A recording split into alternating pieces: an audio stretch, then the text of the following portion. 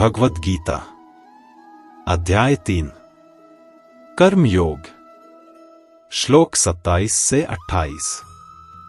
प्रकृत्यः क्रियमाणानि गुणैः कर्माणि सर्वशः अहंकार विमूढ़ात्मा कर्ता मिति मन्यते तत्त्ववित्तु महाबाहो गुण कर्म विभाग्यो गुणा गुणेषु वर्तन्त इति मत्वा न सज्जते।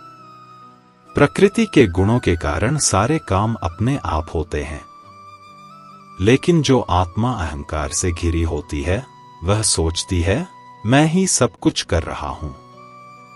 हे महाबाहो, जो लोग सच्चे ज्ञान को जानते हैं वे यह समझते हैं कि काम वास्तव में प्रकृति के गुणों के जरिए ही होते हैं। वे जानते हैं कि इंद्रियां ही इंद्रियों के विषयों में काम करती हैं, इसलिए वे इनसे जुड़ते नहीं हैं। अब श्री कृष्ण एक गहरी सच्चाई बताते हैं।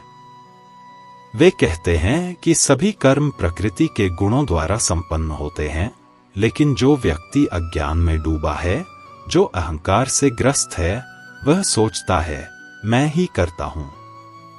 प्रकृति के ये गुण हैं सत्व, जो शुद्धता और संतुलन का गुण है, रजस, जो क्रिया और इच्छा का गुण है, और तमस, जो जड़ता और अज्ञान का गुण है। हर विचार, हर क्रिया, हर आंदोलन इन गुणों के प्रभाव से होता है। लेकिन जो व्यक्ति अपने को शरीर और मन तक सीमित मानता है वह कहता है मैंने यह किया, यह मेरी सफलता है, इसका फल मुझे चाहिए। श्री कृष्ण समझाते हैं कि जो तत्वदर्शी होता है, जो सत्य को जानता है, वह देखता है कि केवल गुण ही गुणों में कार्य कर रहे हैं। इंद्रियां अपने अपने स्वभाव के अनुसार चलती हैं। आंखें देखती हैं, मन सोचता है, शरीर चलता है।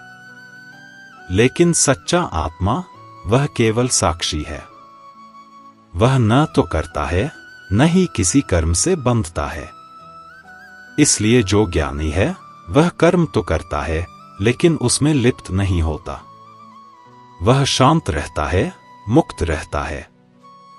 जैसे कोई ड्राइवर गाड़ी चला रहा हो, लेकिन भीतर जानता है मैं गाड़ी नहीं हूं, गाड़ी अपनी गति से चलती है, लेकिन वह ड्राइवर की पहचान नहीं है।